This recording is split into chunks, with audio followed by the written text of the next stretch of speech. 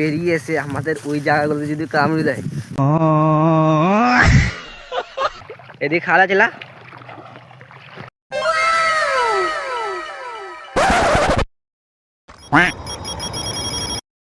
হেই everyone, সবাই কেমন আছো? আশা করি সবাই অনেক অনেক অনেক ভালো আছো অ্যান্ড আমি অনেক ভালো আছি, আলহামদুলিল্লাহ। সো গাইজ, আজকে আবারও একটা নতুন ব্লগ নিয়ে চলে এলাম চকচকে ধকধকে। তো আজকের ব্লগটা সবাই শেষ পর্যন্ত দেখবে, ঠিক আছে? তো আজকে আমি আর আমার সাথে এই ভাইটা আছে, ভালো করে দেখতে পাচ্ছ তো, এই ভাইটা মিলে যাচ্ছি এরম নরম নরম রাস্তা দিকে ওই আমাদের নদীতে। ওইখানে মাছ ধরছে এক একজন 5 কেজি 6 কেজি 1 কুইন্টাল অব্দি মাছ পাচ্ছে, 100 কেজি অব্দি মাছ পাচ্ছে। ডিপ্রেশন। তো সেটাই দেখতে পাচ্ছি আজকে। একটু ফেসটা দেখা তো ভাই, দেখা রে। তো গাইস, এই ভাইটা নাম হচ্ছে উত্তম কুমার।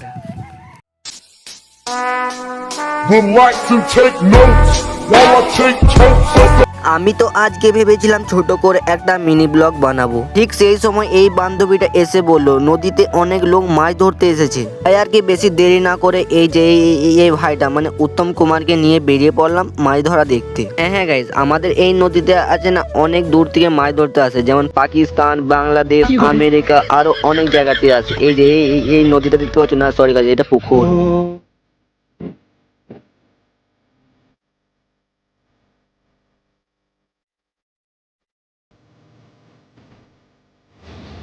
গাইস, তার মধ্যে যাচ্ছি, বুঝতে পারছো তো? তার মধ্যে যাচ্ছি, এইখান থেকে যে একটা মানে সাপ, বড় সড়ো সাপ যদি বেরিয়ে এসে আমাদের ওই জায়গাগুলো যদি কামড়ে দেয়, আমাদের ওই জায়গাগুলো যদি কামড়ে দেয়,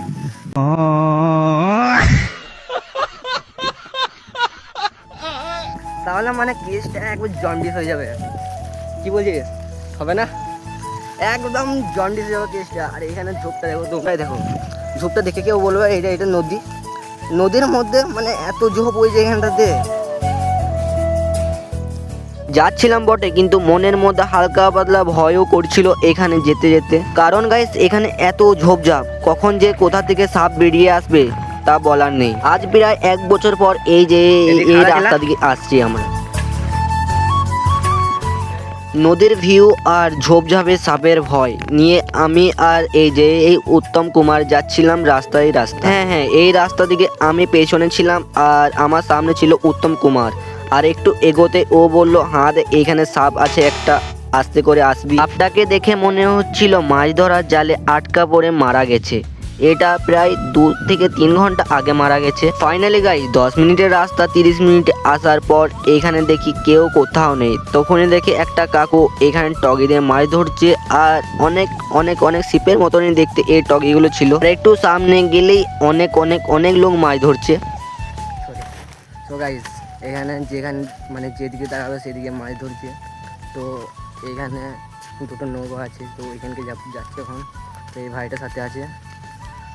ও বড় ভাই, কি হালচাল? কিছু বলো, কিছু বলো, কিছু বলো, কিছু বলো বড় ভাই।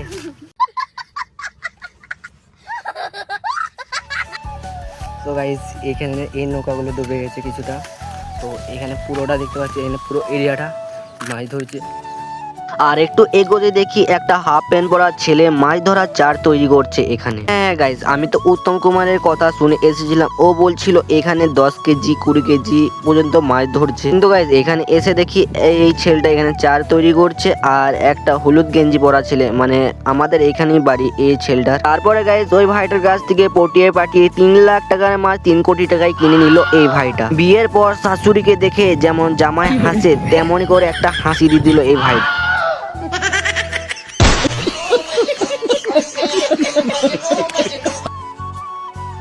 হ্যাঁ গাইজ, আজকের এই ব্লগটা এতটাই। আর দেখা হবে অন্য কোনো ব্লগে। ভিডিওতে একটা লাইক দিয়ে আর চ্যানেলটাকে সাবস্ক্রাইব করে পাশে থাকবে। Tata, bye bye.